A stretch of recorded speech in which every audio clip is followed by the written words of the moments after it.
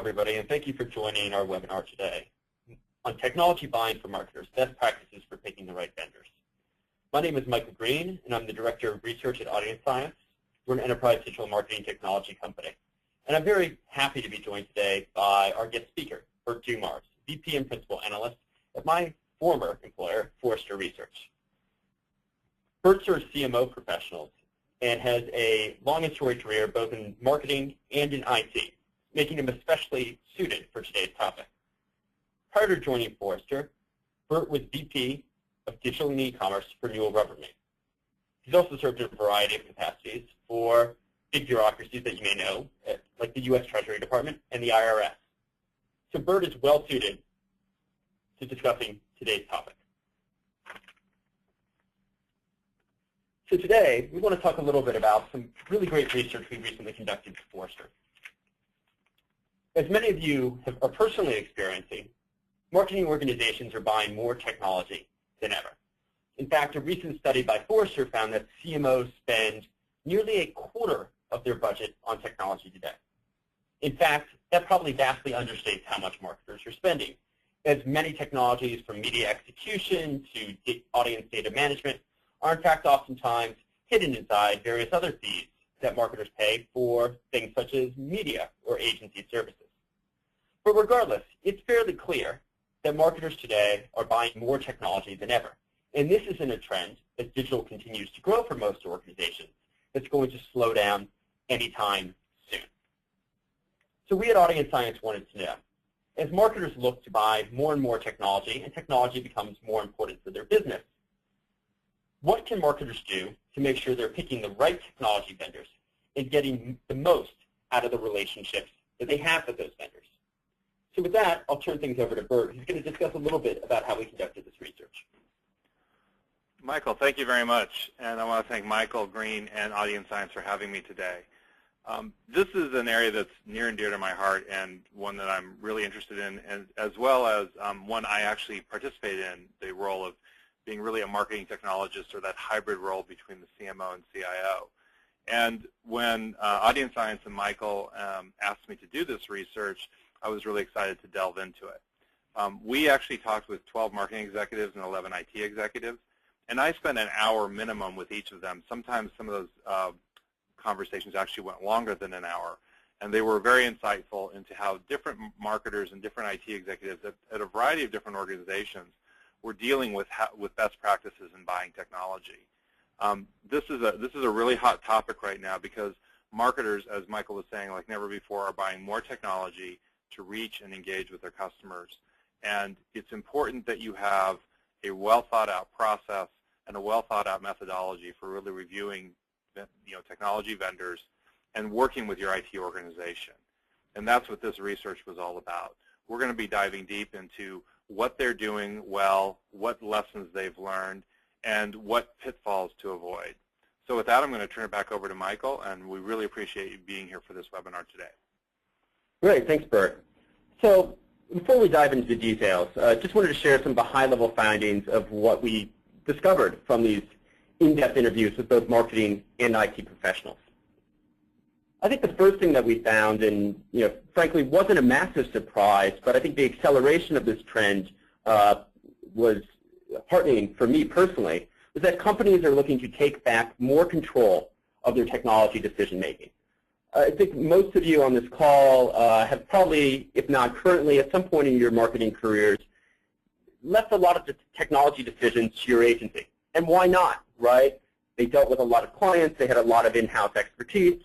But one thing that we found in talking, especially to IT executives, but also to many of the marketers, is that as technology becomes more complex, as interdependencies between systems not only used by the marketing department, but also by other areas of the enterprise become a bigger part of what happens in the technology sphere, this becomes not just a marketing problem, but a problem that affects the entire enterprise.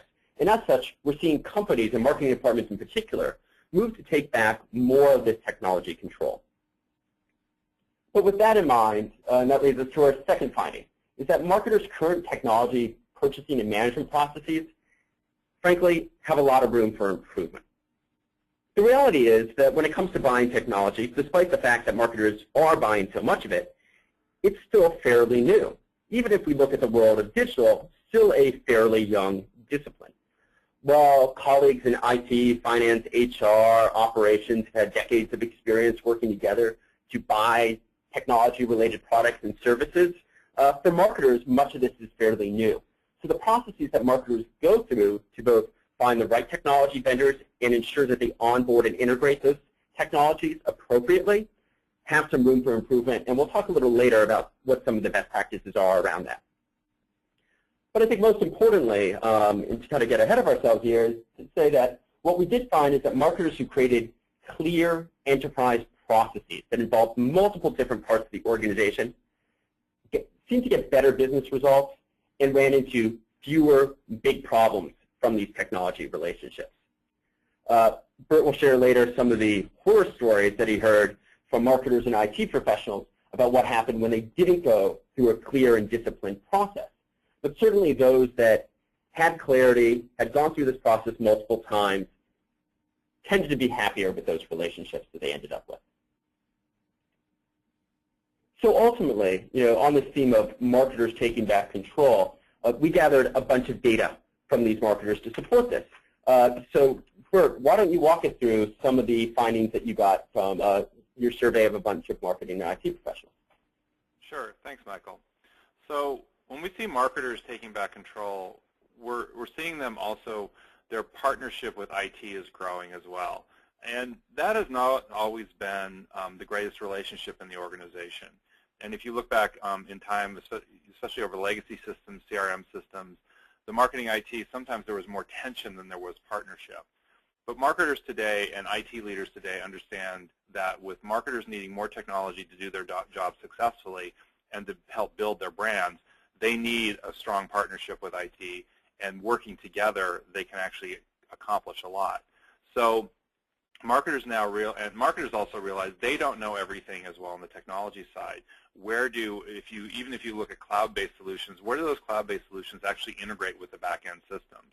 And also, if you have multiple cloud systems, how do the multiple cloud systems integrate together to deliver the best effect? So by partnering with multiple different groups, particularly with IT, with procurement, and even with agency partners, marrying in the outsiders, marketers are really taking back control of this. And by doing this, particularly with their IT and procurement partnerships, and even with legal and finance, they're having more success, and their procurement processes or the buying process is actually occurring a lot faster.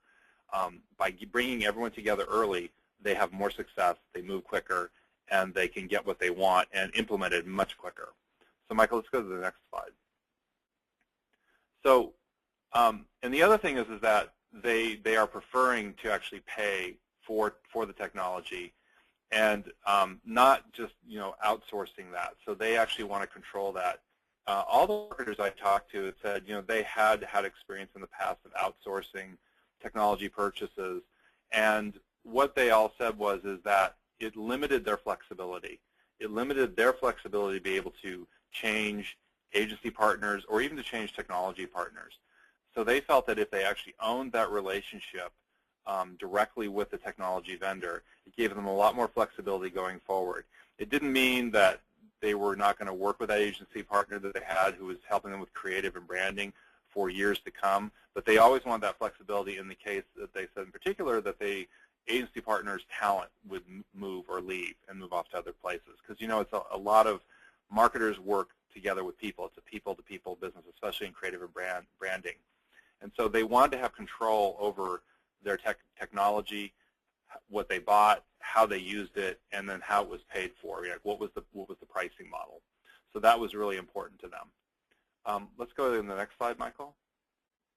So these are some particular quotes that we received from marketers, and it's really interesting that they said over and over again, partnering with IT was critical to their success. And how they did that was, and we'll talk about this role later, was really creating a partnership role within their organization. And IT was doing the same thing. So that when you have these two partners, a marketing person who reported into the CMO or the head of marketing, and an IT person reported into the CIO or the head of IT, who both understood and were partners and were actually accountable for making marketing successful. It really brought things together. And then the other thing was we like to choose our car. We like to choose the car and give the agency the keys to drive it. This was a quote from a marketer who said, I'm still going to use a lot of agency talent. I need that to supplement my team. I cannot hire every role inside my organization, but I still want to have control of that technology. And once I have control of the technology, then I want the agency partner to use it with me. And we'll use it as a partnership for as long as that relationship goes on. And that relationship could be 1 year or it could be multiple years. So these are some key findings that we found from marketers. And let's go ahead to the next slide, Michael. And you know, this is also really important, and this gets to really the heart of the speed of the buying process. If your organization and a couple, one marketer that we talked to, actually it was only one, did not have a quote a purchasing organization that was really a partner organization. It was more of a legal contracts review organization. But most of the rest, in fact all the rest, had a purchasing department that was played a strong role in the purchasing process. But you need to keep control of the business requirements, and you need to work closely with your purchasing department to make sure the process runs smoothly and quickly. The last thing you want to have happen is it turn into this bureaucratic mess. And so by having purchasing really focus on what they do best, which is controlling the process, having marketing work on what they do best, which is really understanding the requirements, the customer experience. When I mean customer experience, the internal customer experience. What do marketers experience need to make that implementation successful? And then partnering with IT on the technology, review process, on the understanding of integration, where the integration pieces were, that made the process run the best. If marketing abdicated completely those roles away, and particularly customer experience, they typically had a bad implementation. And some of the people I talked to said, in fact, one guy said in particular, if you don't run through the process successfully this time, we're all going to be back at the table in 12 to 18 months, and we're going to be doing the whole thing over again because we didn't work together closely, we didn't fully understand the integration processes, and we really didn't build a good, solid relationship with our vendor, with our technology, with the one we actually selected. So this is really critical. So marketers need to be actively involved in the process of procurement, and they need to be actively involved with the IT side on the technology review process, and really as the business owner, bring all those pieces together. Michael, next slide. So more parts of the organizations have to be involved, and that's really, and particularly with more complex purchases. And more complex purchases, so thinking in terms of higher costs, like a higher cost item. It could be a cloud-based service, it could be an on-premise service, but whatever it is, higher costs, more integration components make it higher risk. So think in terms of that. So you're going to have more people who are involved, so you've got to make the process as smooth and as accurate as possible. And most of the IT and the marketing folks said if they had everyone on board from the beginning, if they created a strong stakeholder committee or a vendor review process team, and they also created a strong scorecard at the end, that by going through this process, they could get it done much faster. And they could get through the vendor selection process and actually come out the other side quickly and get things implemented. If they skip steps, if they let politics get involved, or if they became too enamored with I want complete control, 100% control of the process, in other words, trying to get that away from purchasing, that's when the mess started happening. So it's really that partnership between those three in particular, and then making sure then when you needed legal review and you needed financial review, that you got them in at the right stages of the process. But we heard over and over again that if you do this correctly, even with complex purchases, those can be done in 2 to 4 months instead of 6 to 12 months, which it used to take in the past. So with that, I'll hand it over to you, Michael. Great, thanks.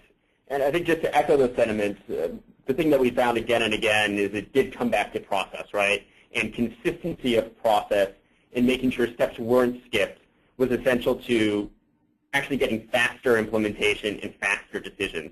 And skipping steps actually ended up slowing things down in many cases.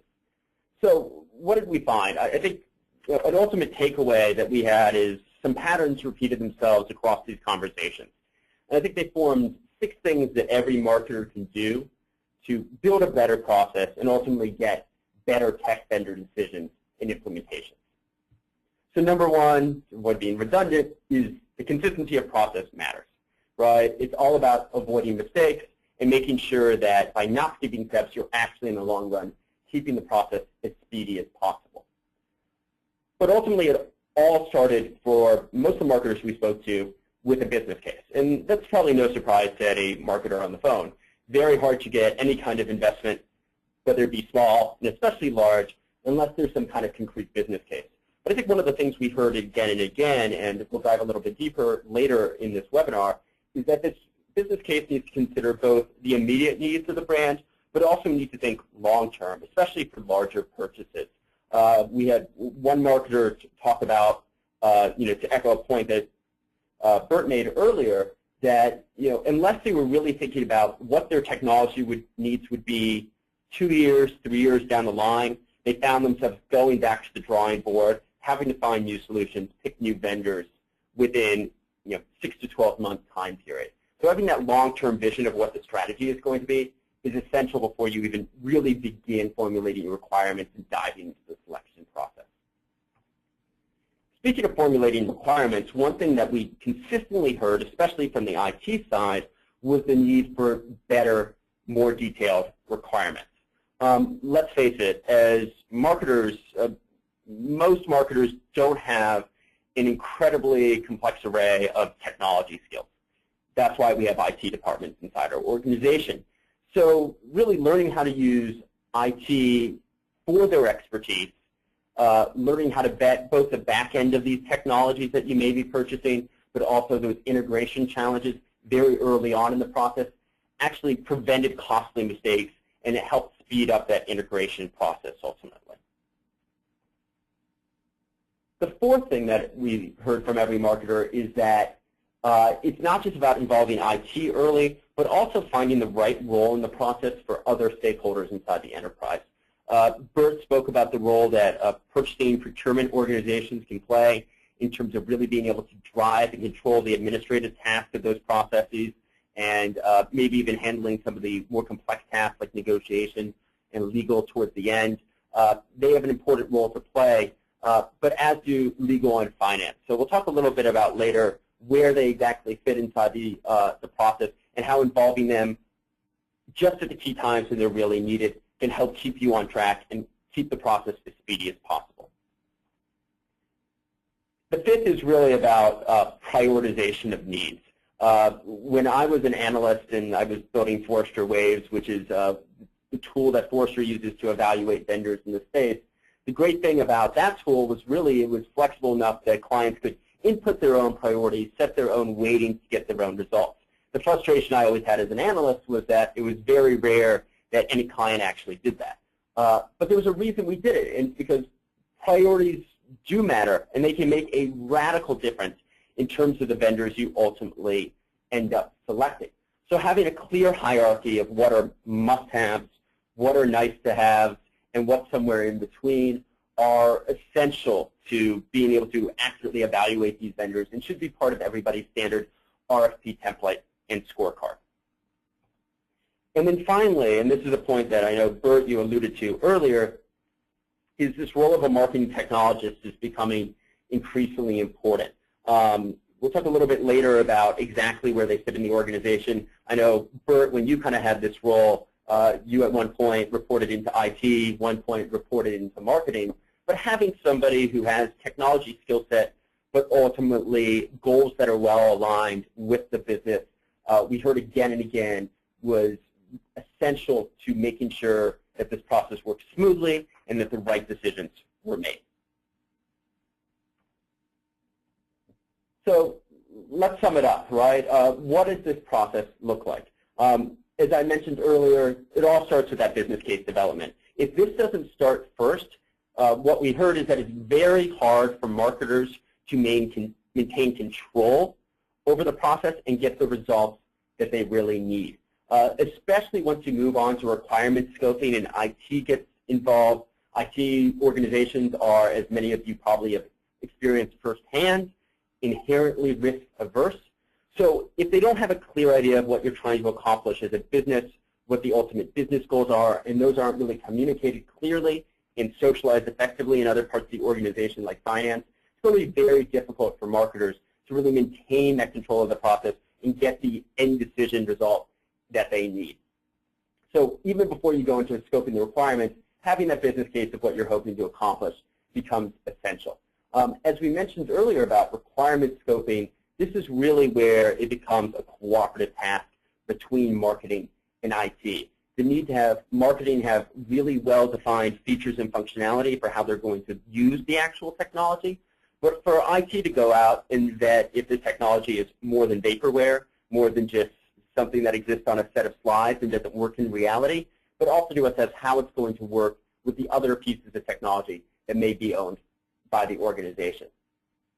From there, we found that organizations consistently went into the vendor identification stage.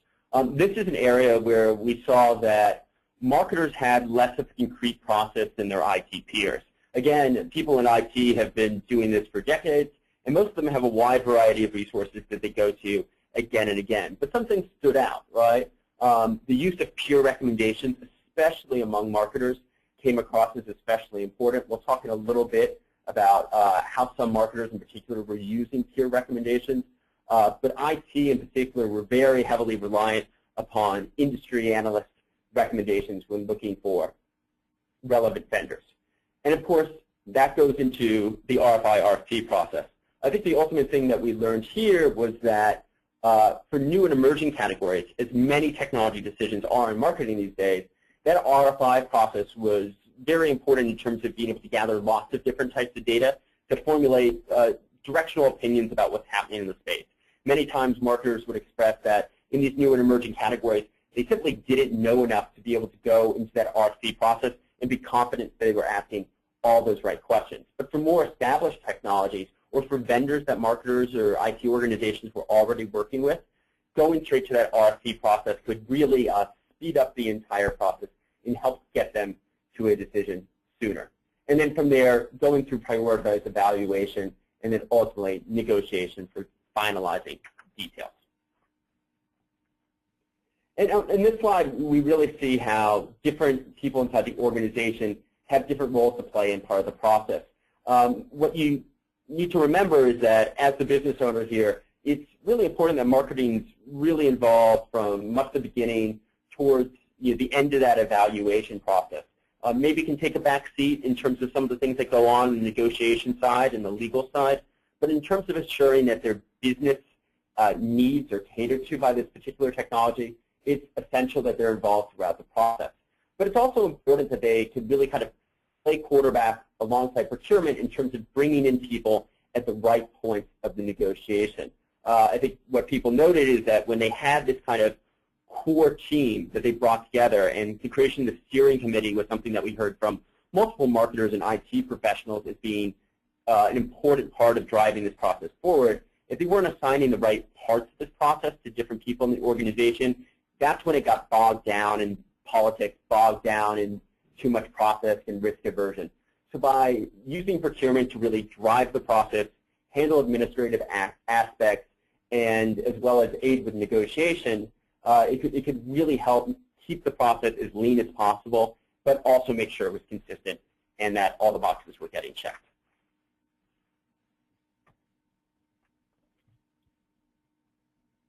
So as I mentioned previously, business case development was something that came up again and again as being critical to making the right end decision, ensuring that marketers got their business needs solved for. It was almost surprising to me hearing how many IT executives in particular noted how oftentimes they felt marketers came to them without really clear business justification or idea of what they really wanted to accomplish with the technology. But as I mentioned before, I think the biggest thing that stood out to me was the need to have not only a short-term understanding of what problems need to be solved, what capabilities are needed, but that the rest of the organization, from IT to finance to procurement, was really relying on the marketers to say, what's the long-term strategy here of what needs to be solved? How is this going to fit in, whether this particular technology is the one piece we need to get our 2-3-year strategy solved for, or in most cases, part of a suite of technologies, we really need to define first what that overall vision and strategy is before we can even go about developing deeper requirements or understanding what the ROI potential of this particular technology is. So without having that clear vision in place, it's going to be very hard for this process to work and work effectively. And in many cases, we heard from people that the lack of that long-term vision meant that soon after they made a decision, they were finding that they had to go back to the drawing board and begin to choose vendors again.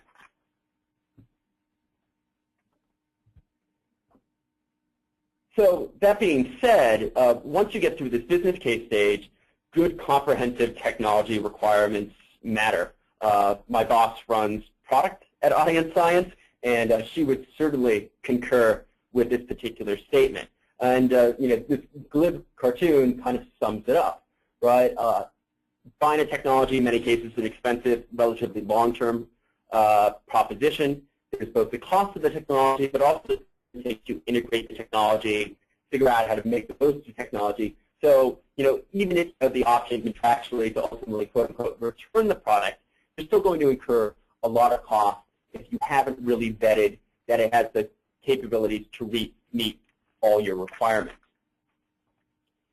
And that's where I think we heard consistently that IT can be a really essential partner in the process.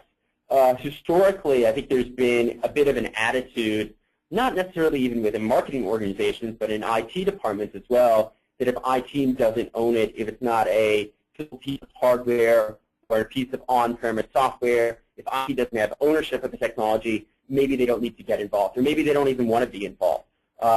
So a great example of that, as Bert mentioned, would be SaaS or cloud-based technologies, things that could be accessed fairly easily online and typically implemented with basic functionality fairly quickly, have maybe historically slipped through the view of IT. But one thing that we heard again and again from some of the more progressive IT thinkers out there is that even when it comes to these cloud-based or SaaS purchases, IT still needs to be involved. And it's not just about vetting, well, does this company have the technology back end to make sure they can do what they say they're going to do. But it's also about all those interdependencies technology may have. So many brought up the fact that data security issues are in play. As marketers deal more and more with using things like audience data to both customize the customer experience or to target advertising, oftentimes IT is very concerned about where that customer data is going. And it's not just for technology reasons. Oftentimes it's for legal or regulatory or compliance reasons as well. So this issue of data security is certainly in play and something that IT really wanted to get an understanding of and a chance to vet. The second concern was really around integrations. It's increasingly rare that marketers have a piece of technology that sits simply on its own and functions in a silo. In fact, most of the technologies that do in your organization today are probably operating suboptimally, excuse me, because of that. So what IT really wants to do is they want to get an understanding of what integrations are required and what's the process for those integrations. So that could be integrations with back-end systems that exist through old IT relationships, or even integrations with things like APIs that might deal with other kinds of cloud-based technologies. So without figuring these out, it might be very difficult for the marketers to really succeed in these challenges. So without that in mind, I think we ran into some cases where there were some horror stories. So Bert, do you want to share a little bit about some of the things that you heard from when marketers were filling this process, what could happen? Yeah, thanks, Michael. The horror stories are kind of the sad stories because everything was done with best intentions, and typically the reason that some people did what they did was because they were under pressure to deliver something quickly. But by delivering something quickly, they ended up with a flawed solution. So for example, one of the interviews I had, and the VP of IT just said the brand team went off. They had a website built by an outside organization. The organization delivered the website, delivered it on time, surprisingly, did it within the time frame. But when they actually launched it, it took 15 seconds to load every page. And so that just delivered a horrible customer experience to the target customers they were going after. So they had to end up spending $400K to fix this $200,000 website. And the marketing organization thought not only did they get it on time, they also thought they got it well within budget, and it ended up costing 3 times as much at the end of the day to fix it. And it also took an additional month to solve the problem. And I wish I could say this was the only one of the horror stories that I heard. Another IT exec, and I heard this more from IT execs, although I did, marketers indicated that they had experiences like this in the past as well. But the IT execs were a little more blunt about it because I think they were concerned and they wanted to make sure that marketers really did the right things, but also got what they were spending their money on. Because that $200K turning into a $600K project really took away money from the organization, which could have been spent because they actually had to pull more money out of marketing to help pay and fix the website. And another IT person said that, and that's the quote I put out earlier, we can go fast now and we can do a little hope and pray, but if we don't get what we want, by subverting the process to move faster, we may be back within 12 to 18 months and have to do the whole thing all over again. And so that's the worst thing that can happen to you. You don't want that to happen. So make sure that the 6-stage process that Michael spoke of, that was one that was pretty much agreed to across the entire group. And many of those people that I talked to, the marketing leaders and the IT leaders, said if you had a strong partnership with IT, that process could run very fast. And for low-risk items, that process could be done in a matter of 2 weeks instead of 3 to 4 months. So that really was very positive from everybody. So with that, Michael, I'll hand it back off to you. Great, thanks, Bert. Yeah, and I think on that theme, the biggest takeaway that we had from in terms of how IT can really help marketers is, if IT gets involved early, they can get out ahead of these challenges, right? They can prevent these things from happening ahead of time. And one thing that we consistently heard and was kind of reflected in some of these kind of sad cases that you just talked about is that over time, as things start to feel more urgent, even if they aren't urgent, that sense of urgency creates a lot of risk and opportunities for failure. And when you're really trying to push ahead of schedule without having to done the due diligence on the back end, that's what creates these failures. That's what creates, ultimately, these problems. So by getting IT involved early, that's really how you can formulate the right questions to include in your RFI, the right questions to include in the RFP. I think one of the most interesting things that I heard, and it came from one particular marketer that said, no matter what they did in terms of being able to formulate the right vendor list, pick the right questions for the RFI or the RFP, finding times to go out and actually speak to vendor customers was probably the most beneficial part of the process. They said, typically what their organization had done is wait until after the process was over and then do kind of peer recommendations after that RFI or RFP process had been completed. But ultimately, you found that those customer recommendations were even more valuable before they even launched. They learned the questions to ask. They could narrow down their short list more concretely. So being able to speak to those vendor customers, not just after you've issued an RFI or RFP, but even before that stage, proved to be really valuable in terms of being able to formulate that right vendor list and making sure you're asking all the right questions. And I think from there, as Bert mentioned earlier, the evaluation really comes down to being able to build out what those requirements look like and setting priorities. And having marketing, of course, kind of lead that evaluation because their business needs need to be met, but also IT really acting as that leader in terms of evaluating the technical capabilities and the ability, again, to meet those integration requirements.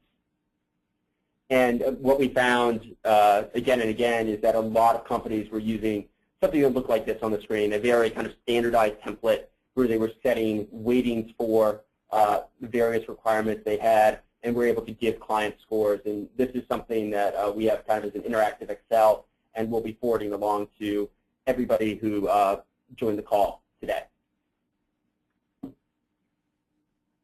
So ultimately, I want to make sure that we do have some time for questions, and if people do have questions, feel free to input them into the chat box, and either Bert or I are more than happy to answer them. But just wanted to leave us with some key takeaways from today's session.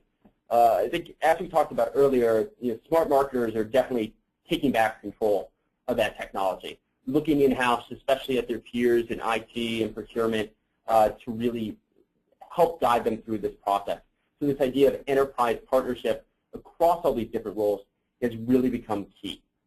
But it's also part of what needs to be a really clear process. And having consistency in that process, from who is involved and when, to what RFP templates look like, is essential to creating good, consistent results. Certainly, any marketer on the phone, I would suggest, go to IT. They have a lot of experience here. They can certainly help you with this process, just like they can help you build the right kind of requirements. And that can only happen if you start interfacing with the technology organization early enough, and they can get out ahead of any deployment or integration challenges that they may have.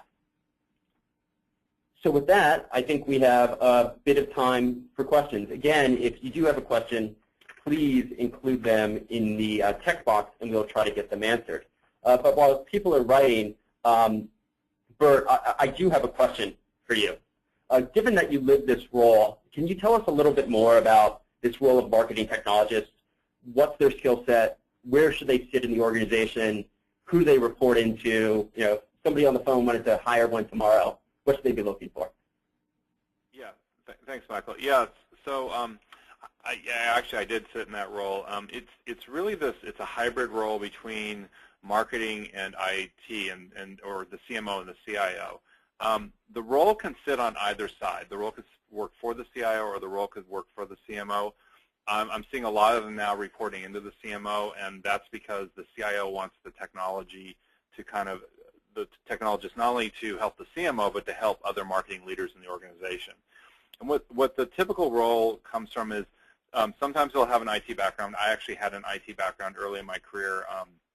When I started out in business, I was in IT for many years, and then moved over into marketing. Some people do that. Sometimes it's a marketer who has a very strong passion for IT and for technology and has learned it well themselves and will take on that role. So it kind of depends where they're coming from.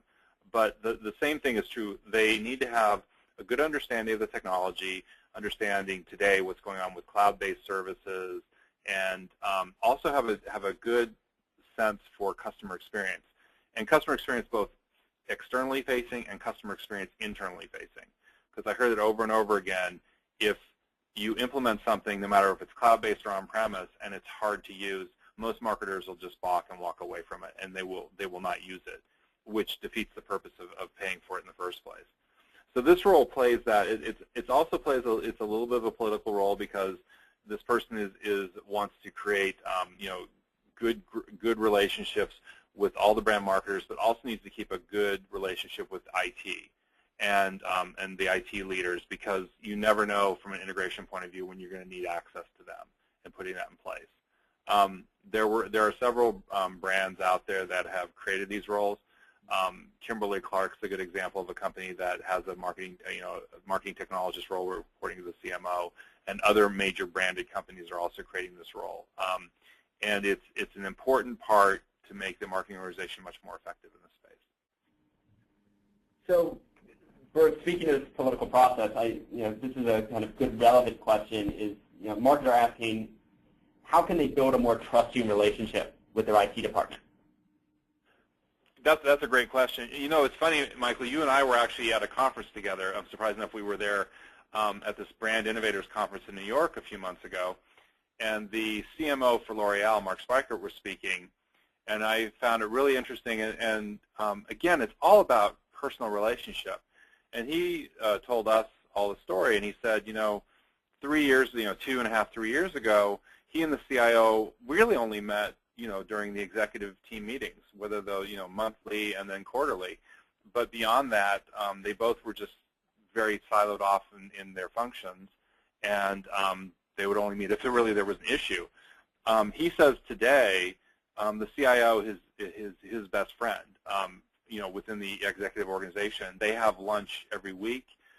They have also created, he has created the marketing technologist role on his side, and the CIO has corresponded with a marketing technologist role on his side, and those people partner up together. So that's one way to really overcome the politics is if you get to know each other, it's hard to be mad at somebody who you have a good relationship with, right? You're all trying to accomplish the same thing at the end of the day. And he really understood that he was going to need IT in particular to support the new e-commerce things he wanted to try and the acquisitions he wanted to make. So he's bought several firms, several small startups, to actually try and create new digital-only or e-commerce-focused brands within the L'Oreal overall brand. So I thought that was a really interesting statement from him. My experience when I was at Newell was the same thing. The CIO and the CMO, when I first started there, gosh, it was 7 years ago, their relationship was good, but they didn't see each other very often. By the end, they were meeting quite often, weekly, sometimes twice a week.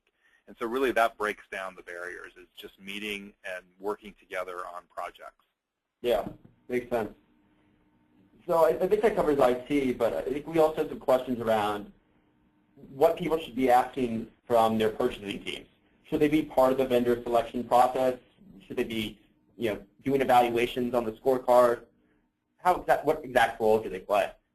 So purchasing's #1 job is to make sure the process flows smoothly. They are the person that you're on the team to make sure that hopefully they're making sure you're working together. Hopefully they are making sure that all the right people are in the room at the right time. So it's really managing that process and making it go smoothly and as quickly as possible. Your top purchasing people will do that.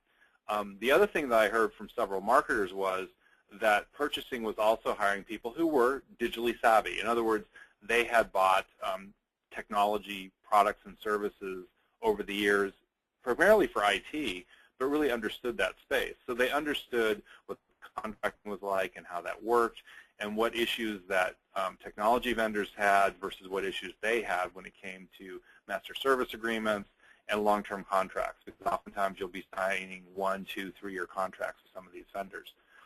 So purchasing's role is really important, but purchasing does not make the decision on what technology you buy. Purchasing does not make the decision on customer experience. From a scorecarding perspective, they should really be limited to the business terms of the relationship. They are not the business owner for the technology. They are not, at the end of the day, going to be the user of the technology.